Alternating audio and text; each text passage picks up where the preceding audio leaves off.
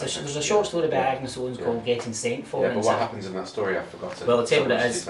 A working class mother is summoned to the school to account for the behaviour of her son. And she turns the tables round so that in actual fact, because she wakes up and gets angry and goes beyond defending her son to attacking the school and the head teacher. So it's a. I've forgotten this. What collection is it in and what happens? It's in. I think it's actually in Lean Tales. I think it's in Lean Tales. So get it out and check get it out. Check it out because it's a great story. It's called Getting Sent For, and it's the idea that you're summoned to account for yourself. Maybe it's a bit Kafka behind it, but you're summoned to account for yourself. But or Blanchot or whatever, you turn it round and suddenly say, well, wait a minute, what have you done? What is it you do here, and so on. So it's really a great story, and I used that story in the James Kelman story to talk about, you know, institutions and responsibility and valuing. Sorry, I cut you off there, but it's been so long since I read that story. I forgot Fish what she was pulling the school up for. Aye. So when did you start then at Creative? You set up and were involved in So that? I started, well, my creative writing story was that, and this is the super brief version, I'd written some plays in there that from 1989 to 1995, I had 8 plays on in various places at Mayfest and so on, and I did little writing in residence posts, Berlini Special Unit, Royston Library, Milton Unemployed Workers Centre. Then I went to Goldsmith in 1992, and for a year I taught this course, working with language, creating a text, with a journalist and with a poet. Sarah Maguire was a poet, she was a really interesting poet. We did this course for a year, 10,000 word dissertations. Then I went to QMW for a year and forgot about that. But in 1994, when I went to Glasgow Uni to begin, 30 years ago, I started speaking to Philip Hobsbawm, who many people thought was a grizzly bear, but who those who knew him knew was a teddy bear. So he was always a teddy bear to me. We had lovely conversations, and after a year, we pushed through this course that had 2 students on it in the first year, which would have been completely impossible. Now you'd have to have a business plan, 10 students, external grants sent on it. We did this threadbare shoestring, and it was great. And Philip, as I say, had an attitude which was, all writers can be improved, and we accept any kind of writers, and we don't need ready-mades, already published people that just wanted to swan at a university for a year. We can really gamble on absolute outsiders. It hugely paid off because one of our first students that we had went on to have his novel adapted by David S. Goyer, who'd directed Batman Returns and was made into a film with Wesley Snipes, and so good things came out of it. But Philip and I hatched that, and there wasn't a lot of paperwork in those days, so it went through quite quickly, and that was the start of it. Philip was at the end of his career, I was at the beginning of my career. I'd written a few plays but didn't really think of myself as a writer, but I'd been a writer in residence, and I did some teaching some form of creative writing at Goldsmith, so that was how we came together. Philip had been doing this unpaid as an extra and informally for years, for 30 years, 40 years. So that was our coming together, was how he was at the end of his career at Glasgow, I was at the beginning, and that was we hatched the plot for the Creative Writing Masters. What year was that? 1995 in the Ghana. I've got something to say and something to ask, is that okay? Yeah, right. Please do. So, Ask anything. the thing to say is that the principle that we accept any kind of writing is something that could be easily lost there, but is completely, well, revolutionary is a big word, but if you look at the model that had been used in the United States for decades at that point, that was absolutely not the case, and it's still not the case now. It's the beginning of a much longer conversation about the ways in which the ways in which government was interested in and invested in supporting certain kinds of political writing and marginalising other kinds, particularly during the Cold War. But if you go back to the Iowa Writers' Workshop and some of the early creative writing courses that set the way that things still are, given that we often look to the courses in the US as creative writing courses have absolutely, exploded since you were doing this. But even now, there are lots of types of writing that are not acceptable in that US context, and science fiction writing and fantasy writing, and anything that wasn't a kind of minimalist school was pretty much rejected. And so the idea that right from the beginning that you accepted all kinds of writing, that's easy lost, but it's a major thing, and I think that's probably part of the reason why it became so successful so quickly. But my question is, had Philip because I know Philip had been at several other universities before coming to Glasgow, and as you say, he was at the back end of his career. But had he started up similar courses elsewhere? He'd been at Cambridge and Dublin, or was it was always informal. Right. So at Queen's Belfast, at Cambridge. I mean, Philip studied under the FR Leavis at Cambridge. He did his PhD with William Empson in Sheffield. They would like to say it was the first literary theory PhD in history or whatever. So Philip, his background was literary criticism, literary theory and so on, but he wrote published four collections of poetry in his early 30s, wonderful poetry, and he worked with writers, so that it was called The Group, so he worked with Seamus Heaney in Belfast, and he worked with Jim Kelman and so on in Glasgow, and was very good at connecting writers with publishers, because Philip was very in a lot of contacts in the literary world. But outside of the academy, always outside until Glasgow, until he was nearly out the door, because there had never been a formal context for teaching creative writing at the University of Glasgow until 1995, and Philip and I launched with 2 students the creative writing. And what were the conditions to make that possible there and at that point? Me and him, and I think it was just by chance that I came and had a bit of experience teaching creative writing and was interested in it, and spoke to Philip, and Philip said, well, you've been doing this on and off, why don't we do it? And we did, and it was just, like very much Mickey Rooney, Judy Garland, throw a tent up, put a show on, and we just kind of did it. And there was something about that particular period, that historical period, that allowed that to happen, right? So it's partly your energy and your relationship, but also that there was this small historical window where courses could happen that way. And they can't now. By the time David Kinloch was trying to set up a masters at Strathclyde on its own, Strathclyde having retreated from the joint course and then concentrated on undergraduate and offering a lot more creative writing at undergraduate, but not having a master's. By the time David was doing that again, you had to have your funding, you had to have X amount of students, all your research, you had to jump through millions of hoops. You could no longer do anything in the way that you're describing, so it's something about the energy, something about the personalities and the time. My next question is, so from 95 to when Alasdair was appointed in 2001, how fast did it grow over that time, and how did you get to a point where you could try and hire, am I right in thinking it was Alasdair initially and Alasdair suggested? No, I think it was definitely 3 professors, because we advertised the post. We had the post, and then Graham Davis was the principal at the time, and I don't remember how it came out, but it came out that getting 3 senior and established writers, I mean, it was as Jim would say, 3 for the price of 1. So it was better, because you could have had someone who was a single person who would have had a lot of teaching to do and a bit of burden as a writer, but we ended up with 3 very senior and established writers, and I can't remember who made this suggestion. I would like to say it was me, but someone made the suggestion. We had various applications that came in. I don't know who it was. Somebody must have been approached and said they would do it, and that might have been Jim, so don't quote me, but Jim might have said, I'll do it if I can do it with Tom. And whatever way it came out, Tom, Jim and Alasdair emerged as, and at that point the principal put the other applications aside and said, if you could get this coup of and he had an eye to, obviously, you attract these stars that come in. And I think the difficulty at Glasgow in a nutshell was, unlike a private university in the United States of America, there wasn't the administrative or infrastructure for writers to kind of come in as stars and float on the surface and be well supported by a whole infrastructure, because it didn't exist. So I think that was a thing, there was an expectations gap, because we got in was 3 senior writers who maybe weren't 100% savvy and certainly weren't institutionalised in the way that the academics were, and we expected to do all the runabout folk up and doing a dozen different things and being chief cooks and bottle washers, and I think for the writers they couldn't do that. Yeah, I mean, that expectations gap is still there, but generations later, the writers that are coming through that end up in those jobs have been schooled, and often institutionalised before they even get through the door, and they might have done a creative writing master's or a PhD themselves. And they don't. So there's also it's partly an expectations gap, but partly about culture as well, and a sort of resistance to things that lots of writers now would not find controversial. I'm not saying that it's right, but just because we're now at 20, 25 years further down the line, and that culture has changed in so many ways. There are so few ways for writers to be able to earn a steady living, but these courses are much more established, so the handful of those jobs are now seen as hugely privileged jobs, and they are. Yeah. And so people are a lot less likely to complain about doing their emails or attending meetings.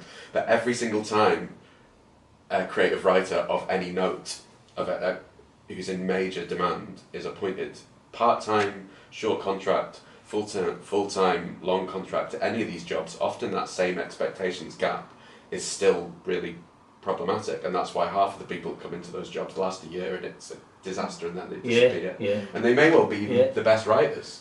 That's why and then half of them are suited to it and benefit and flourish. That's why I proposed these Philip Hobsbawm fellowships would be a month long or thereabouts. It would give a writer some money, a whole variety of writers some money to come in and teach for a short time, but not be bogged down by all the nonsense. But social class is absolutely crucial. And one of the amazing things about the University of Strathclyde, which is my alma mater, was that they had a better deal for part-time mature students than Glasgow had. Glasgow, I think it was 50% of fees. With Strathclyde, it was a third of the fees. So there was an incentive, and there was an advantage. And what was amazing and wonderful about the University of Glasgow course when it became joint with the University of Strathclyde in about 1998 was that it had, by that time, I mean it soon grew to about 30 students, but 2/3 of the students were mature working class students. And amazingly, we had a retired fire officer, a retired police officer,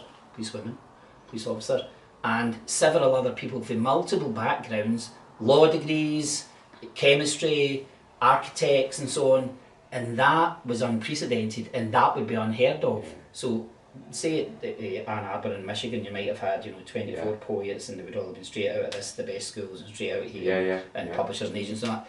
We didn't have, as Philip began with, the ready-mades. We didn't say, we take ready-made writers and then take credit for them. Now, one thing we did have, we'd feeders, people, and Linda Jackson was a key figure there out at Cardonald and other places. We had groups, people for writers groups in Glasgow that again had been running a shoestring or no string at all for years. And we got those students, so we got those people coming to us, but we got working class people who would never have thought of themselves as being writers or eligible, who were able to come for a year and suddenly get the access to publishers and agents and so on that only middle class people born with a silver spoon in their mouth ever get. There was a little interview with David Graeber the other day, the late David Graeber, anthropologist, Marxist, and he was saying, he was talking about Trump and people's hatred of the liberal left in America, working class suspicion of the liberal left, and he says, a lot of poor people in America can imagine themselves becoming heads of companies or doing or making money. They can never imagine themselves becoming a reviewer for the New York Times or a theatre critic or an act, because that's where the real closed shop and bubble is. People and what has been said about acting, and Alice has said it about arts administrators and so on. There's a class ceiling in Scotland for writers. And one thing in the early days of the creative writing masters at the University of Glasgow and Strathclyde, it was hugely significant for the quality of work, I would say also, that we got, was that there was accessibility, and we had students come in who might have been the kind of students who in first year at university were quiet because of their accents, but they came in and they committed themselves. It sounds like that was partially because it was jointly with Strathclyde. Partly because it was jointly with Strathclyde was an advantage, but also Philip's attitude, because Philip was the opposite of it, but Philip saw himself as a working class Yorkshire lad, and he was very open. So Shug Hanlon, I'll cite Shug Hanlon, because Shug came in, and first when I looked at Shug's writing, I thought, because Shug was one of the new beats, he was kind of Richard Brottigan, and had a kind of particular comic streak in him, and I thought, I wonder what Philip will think of this. But Philip looked at everything, whatever came through that door, he looked at it on its own terms. He'd read many things like it, and he knew exactly where it was coming from, so he was never a snob. I'll tell a quick story about snobbery. One of the writers I taught in Royston 30 odd years ago, before I was at Glasgow, he had a severe stutter, and he worked in a slaughterhouse. He had fantastic stories about working in a slaughterhouse and getting stopped with the police and he's having to open his coat and so on. But he was a short story writer, and he wrote some magnificent stories, and they were published.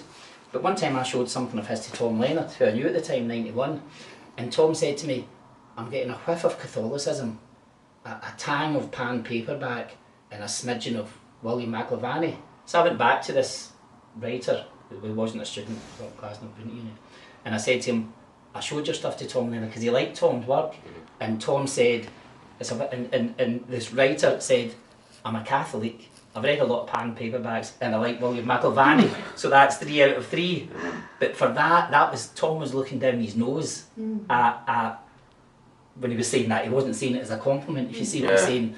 A lot of people talk about Harold Robbins that I've never read a Harold Robbins, and they'll do it down. So one thing about Philip was, Philip had read everything. So if you came to Philip and writing, if a student came and was writing a kind of somebody that was doing a kind of Barbara Catlin in the Highlands kind of thing, Philip would read it and say, that's like Barbara Catlin's 13th novel, it's a bit like, wait till I say, and so because Philip had that, knowing the publishing industry, knowing multiple markets, not being shy about publicity, and being utterly eclectic in his taste, he had no boxes or barriers. I find this so interesting because, of course, like, privilege can present itself in multiple ways, and you can be marginalised in certain ways, but also still be snobby, or you can be, you can be seriously affected by doors that have been shut to you. You can choose to react to that in different ways. And the thing that always appealed to me about Alasdair, rather than any particular other writer of that generation, was that I never saw him look down his nose at anybody. No. And what you're describing about Philip is kind of the number one thing that you need in order to be able to create and grow a course like that, is that you have to be encouraging of people and you can't look down your nose. So, without focusing on what others might have done that we might be less approving of, that instinct to spot something generously, to be inclusive, to try and to be inclusive, and not judged by accent, exactly, style, sounds absolutely, that's absolutely essential. How did Strathclyde become part of that course in the first place? Because it's so unusual. And if you'd started up yourself already, why did you need? Maybe you didn't need. Why did you do it? Now I'm beginning to think. So I'll try and think my way into that. I don't have access to my pre-2006 emails, but I think it happened because Zoe Wickham and Margaret Elphinstone were doing creative writing in some forum at the University of Strathclyde, and there was a word that started going about called synergy. The word synergy, that we were making connections. One institution couldn't do something on its own, it brought in another institution. Right. So, and in a way, I was teaching the course at the time myself. Andrew Radford, Rob Maslin and Adam Piet, we were all full-time academics, and that's what we did. There's another story for another time about that. We were all full-time academics who dabbled and were interested in writing, so we were full-time academics. And Zoe Wickham and Margaret Elphinstone were over at Strathclyde, who were writers, and I've known Zoe from the early 1980s, about 1984, 85. I first knew Zoe. So, cut long story short, for some reason it was suggested they come in with us, and maybe that was also about making it so that we could do it. I can't remember if there was some economical or economy of scale and other things to it, but that's a really interesting thing. It'd be nice to go back and find the document, because it'd be some memorandum of agreement between the two universities about the course that gets set up, which had all sorts of interesting implications, because Strathclyde became the administering institution, which was the way that students were able to get the reduction in fees. But what that meant was that when a writer won the T.S. Eliot Prize, Jane Hadfield, there was no record of her at the University of Glasgow. She was registered at the University of Strathclyde, even though her tutor had been Tom Leonard at the University of Glasgow. So these were complications that arose when with things like that. But it was basically a marriage of convenience, if you want to put it that way, and it made absolutely perfect sense. It might actually have begun when we had them as external examiners, and they said we could come aboard. They did. That was all great. But when the three profs came in, they were kind of cuckoos in the nest who forced Strathclyde out of the picture. Then when they finished, another important thing happened was the university brought in this income-driven research model, IDRM, which meant they started counting a portion of my salary as part of the debit side of the creative writing. So what they said was, if we take 40%, say, of your salary and 40% of Adam Piet and 40% and put them together, that's our high cost. We've got 30 students, which is wonderful. You're a flagship course and so on, but actually you're running at a loss now that we've. And I could turn around and say, but I'm doing 100% of my job plus creative writing. Yeah. Creative writing is my extra add-on. So this is false accounting and so on. And I did tell them that, and they also said something which was fair but unfair, which was, if you get in 12 international students, they'll pay for the 12 working class Scottish students who don't pay the same fees. So that was the whole. It's a form of colonialism, but that was the thing that would allow. Which has exploded. Explode. So Yeah, that's the thing. If you bring in international students, that'll subsidise the home students, and everybody's going to be happy, and you'll get this. But the international students with the money to buy their way into the course, and you'll get the working class students because they'll be subsidised. That was the idea. But at that point, I said, okay, I'm out of here. 2005. Because I've got plenty of fish to fry, most 100% of my work and 100% of my publications are in other periods and other stuff.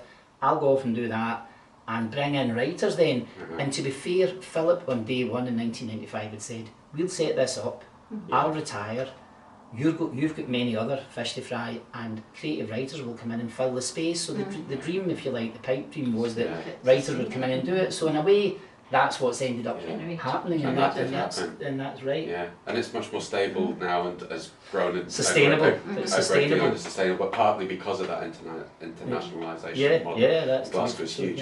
Huge. It's worth saying just a moment on that sort of late 90s period, because I was an undergraduate at that time and sort of saw what creative writing was at Strathclyde.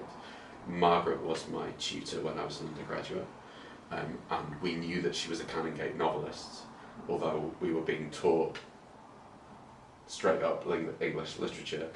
Zoe Wickham was my post-colonial literature lecturer, so again was teaching English literature, and she would never talk about being a creative writer, but we knew she was.